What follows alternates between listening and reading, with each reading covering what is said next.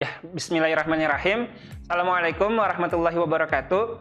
Halo teman-teman semua, bagaimana kabarnya hari ini? Mudah-mudahan kalian tetap sehat, tetap semangat ya dalam melaksanakan ibadah saum pada hari ini.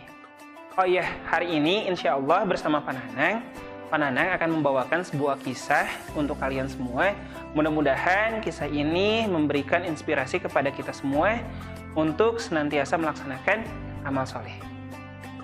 Nah, kisah yang akan Pak Nanang bawakan pada hari ini berjudul Keajaiban Sedekah pada Zaman Nabi yang Ajaib dan Menakjubkan.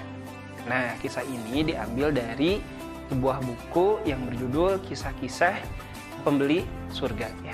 Dari Ahmad Al-Ali dikisahkan bahwa Mullah Fatih Ali memiliki seorang teman laki-laki yang memiliki beberapa lahan pertanian. Namun, setahun belakangan ini, kondisi daerah tersebut memburuk, hingga mengakibatkan banyak orang-orang yang mengalami kelaparan. Nah, akhirnya si laki-laki tersebut berinisiatif untuk mensedekahkan bagian hasil panen dari salah satu ladangnya. Kemudian, laki-laki tersebut bergegas pergi ke masjid untuk mengumumkan kepada orang-orang bahwa orang-orang tersebut bisa memanfaatkan atau menggarap lahan pertanian dari laki-laki tersebut dan bisa mengambil hasil panen sesuai dengan kebutuhannya. Kemudian orang-orang pun banyak berbondong-bondong pergi ke lahan pertanian si laki-laki tersebut untuk menggarap lahan pertanian. Nah, karena kesibukan dari laki-laki tersebut, sehingga laki-laki tersebut tidak sempat memperhatikan lahan pertaniannya.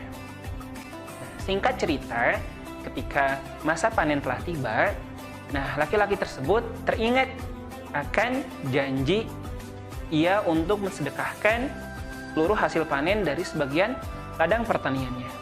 Akhirnya, si laki-laki tersebut memerintahkan kepada seorang pegawainya untuk mengumpulkan batang kering, kemudian tumbuhan, dan sisa bulir-bulir yang tersisa di ladang pertaniannya. Tapi alangkah mengejutkannya, si pegawai tersebut ternyata menemukan bahwa hasil panen dari laki-laki tersebut masih tersisa sangat banyak. Malahan lebih banyak daripada lahan pertanian yang lainnya. Dan yang lebih menakjubkannya lagi, tanah hasil dari pertaniannya tersebut masih subur. Padahal kalau misalkan sudah panen, harusnya di lahan pertaniannya itu didiamkan selama setahun agar unsur-unsur yang ada di dalam tanah kembali normal. Tapi berbeda dengan tanah yang disedekahkan oleh si lelaki ini. Tanah yang ia sedekahkan, tanahnya itu terlihat masih subur dan bisa ditanami kembali. Ini sesuai dengan firman Allah Quran Surat Al-Baqarah ayat 261. Pak Nanang akan coba membacakan artinya ya. Dan perumpamaan bagi orang-orang yang menginfakkan hartanya di jalan Allah itu seperti sebutir biji yang tumbuh 7 tangkai. Dan setiap tangkainya itu terdapat 100 butir biji. Allah melipat gandakan sesuai dengan yang ia kehendaki. Allah akan melipat gandakan bagi siapa saja yang dia kehendaki. Allah Maha Luas dan Maha Mengetahui. Nah, teman-teman semua, itu tadi kisah keajaiban sedekah. Nah, pelajaran yang bisa kita ambil dari kisah tadi, kita jangan takut untuk bersedekah. Karena bersedekah itu tidak akan mengurangi harta kita.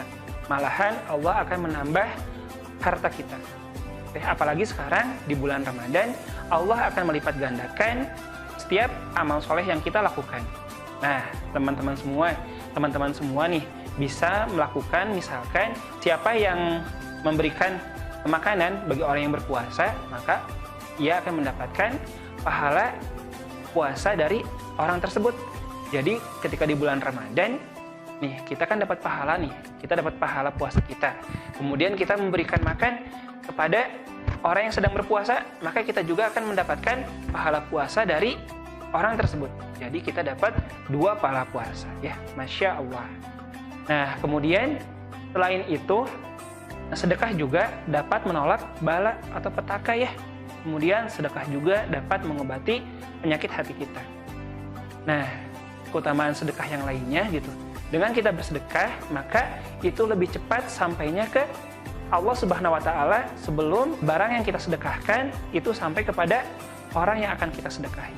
Masya Allah. Mudah-mudahan di bulan Ramadan ini kita bisa senantiasa melaksanakan amal solih, terutama bersedekah. Nah, teman-teman semua, sekian kisah yang Pananang bisa bawakan pada hari ini. Mohon maaf apabila ada kesalahan. Wassalamualaikum warahmatullahi wabarakatuh.